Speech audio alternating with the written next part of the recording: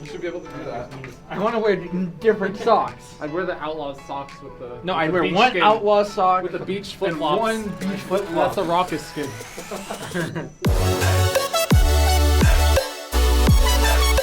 Houston! Oh yeah!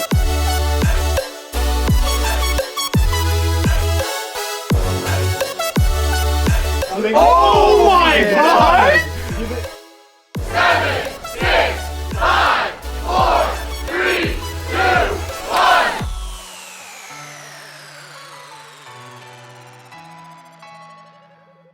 1. We have, a tank player, two off tanks. We have 3 support players and then 4 DPS players. So obviously you can only play 6 at a time, but we find the niches for each player. I mean, I think it's something we've always been open to. It's just that in past metas, it didn't make as much sense. For us, it's starting to make a lot of sense to use different players on different roles based on what they might be flexing to, or based on maybe our opponent, what we think they might run. We want to tailor our strategy. Everyone has their own different sets of unique skills, so you just get value out of every player. The way I see it is Tyrone has an idea of where the players are weak, where the players are strong, and what swaps and heroes are played. You work on over the course of the season just how you have to build synergy in game. You have to build synergy with all your players and figure out when it's best to use who. In doing that more in practice, we're more ready to do that on stage and week to week. I think this team this season, we're trying to be more dynamic and always be ready for each opponent as they come up. We're not discounting anybody. We still have people participate in scrims no matter what. So on off maps, maps that we're not going to scrim that week, I play a lot of those maps just so that I can stay fresh on Zen. So I'm not just kind of whittling away on the bench. In the past, sometimes you'd have 2 matches back to back, and there's no way you can actually really strategize for both teams separately in 24 hours. Okay, rush Ryan in 3. All right, let's rush Ryan, hitting him. Hit him right now. Push Ryan, sorry now. That was so good. We did a 3-2-1 rush, and then we just killed him. Good job. It was beautiful. I got Brig. I can look for Shadow still. I got it's the coaches have to walk through Next meta, all the. Oh my God, he's so strong. No, dude, make sure you get He's dominant. so strong. Dude, Oh my God, what a bicep. Oh my God.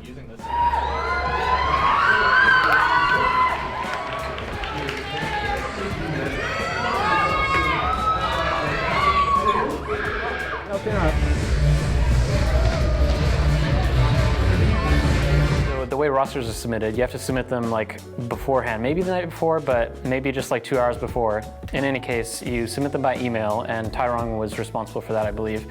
And he, I guess, accidentally forgot to save the file, or sent in the wrong file by email, and it had me on the roster, and nobody noticed. So about 5 minutes before the match starts, they come to the dugout and they're like, well, we had Banny on the starting roster. And so they're like, all right, you got to play. And I'm like, okay. Shadow!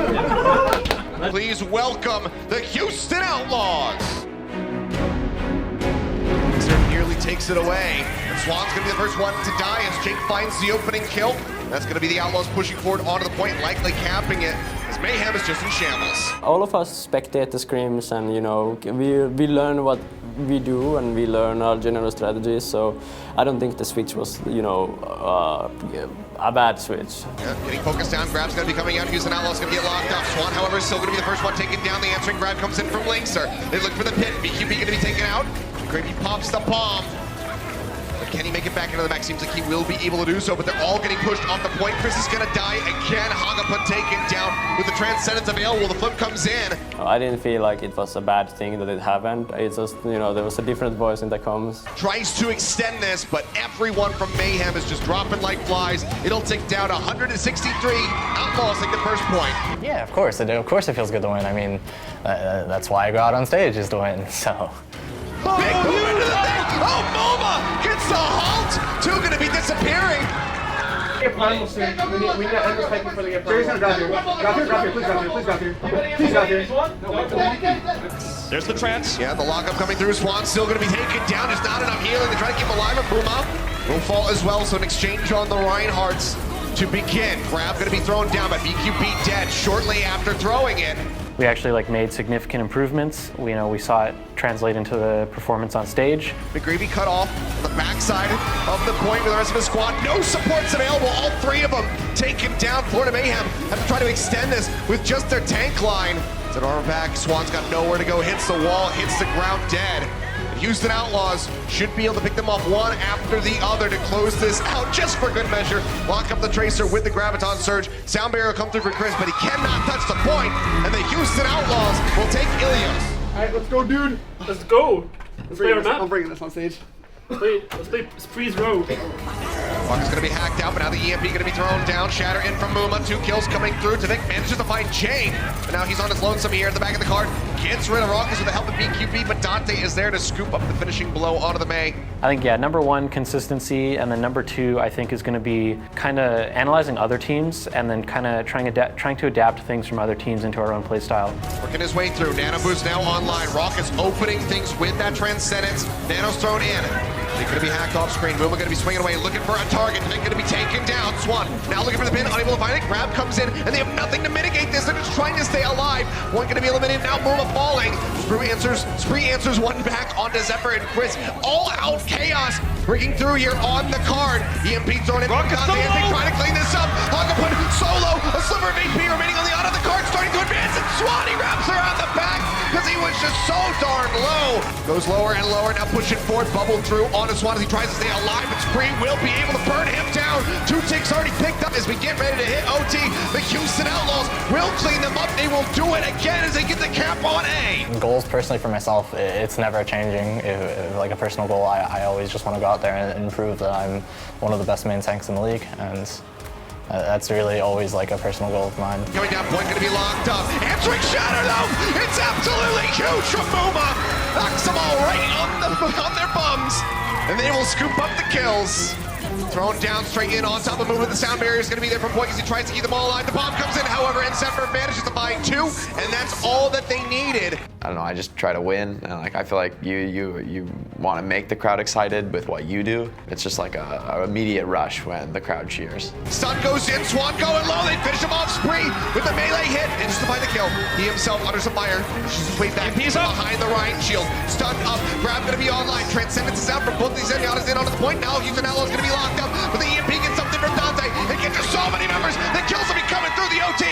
Now gonna be taken away, and the Houston Outlaws will move up 2-0 after this win on Kings Row. Already 2 supports eliminated from the side of Florida Mayhem. Now McGravy loses out on the mech. That's going to be the breakthrough push here for the Houston Outlaws as they make their way over onto A. To the back, the EMP not going to be able to catch him, so the Transcendence comes down as well as the rally from Apply, but the pin from Muma catches out Chris. Grab locks him up, sound barrier in. Swan trying to dissuade them, trying to bat Muma back, but he cannot do it. Will be taken down. 2 ticks going to be picked up here in a moment as they finish off McGravy. The respawns just now coming through. Can they even tag it? No, they cannot. Our warm-up scrim on match day was like really good. It was maybe the best we played all week. That's going to be a lockup here on Arrakis. The sun comes through. Swan unable to go for a charge. Ruma in the meantime, he gets the sound barrier shield, finds a blind now, but McGravy's popped out. They take him down. And Houston Outlaws, they come out on top again. Already rolling through. Apply going to be eliminated. Sound barrier's out. Grab locks him up. Hagapun, no Transcendence to try to stay alive. He'll get melted down as soon as the Zarya bubble expires. That's an answering sound barrier in from the Outlaws. Bomb up desperately. McGravy going in for the Hail Mary. Unable to find it. They can't deny his remake, but they'll just take him right back out of it, you would expect. Swan going to be finished off. Chris killed off as he goes around the backside of the point. This should be the finish. They just go ahead and get those final kills. Push back up here over the top. The EMP catches all 6 of them. No chance for that Primal Rage to come in. 2 members gone. The rest of them running for the hills. I think that their best shot would have been the Primal, but you know, he was hacked. There's no way. Yep. Rally out from Jake to seal the deal on this point. Get that armor ready to go. And then suddenly... Push straight through to B. Yep. Well, that's going to be the shadow. Oh, man! Cuts around here to BQB's point of view.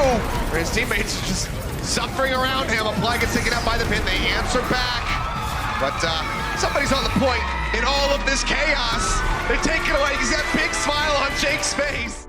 Yeah, I mean, and now that we're through the first 2 weeks, I'm definitely glad that we got our 2 match weeks out of the way, because preparing for a week in which you just have one match is like infinitely easier. I mean, I think it was easier to prepare, you know, both mentally and physically you weren't as tired because that was the only match. So you had your whole week to prepare yourself for that one game, and then you knew that you could like relax instead of, you know, keep that thing going on. It did. It felt really good to not have to, you know, win a match and then just immediately go, okay guys, you know, we got 1 day to practice for the next team. Let's figure out all of their tendencies, you know, change up our comps based on the map, blah, blah, blah, all that kind of stuff, because there's so much prep you have to do if you have another match, because then they can scout everything that you did in the match before that. The first match of the season, you know, we've been apart for a long time. We've been focusing on like other things in the off season. So the first match is like we have to get back into the groove of it, like you said, and we're figuring it out. You know, it's pretty deep into stage 1, so I feel like we're on a good pace. We got a good groove going, so just gonna finish it out strong, and then, you know, just keep going forward. That's all you can do.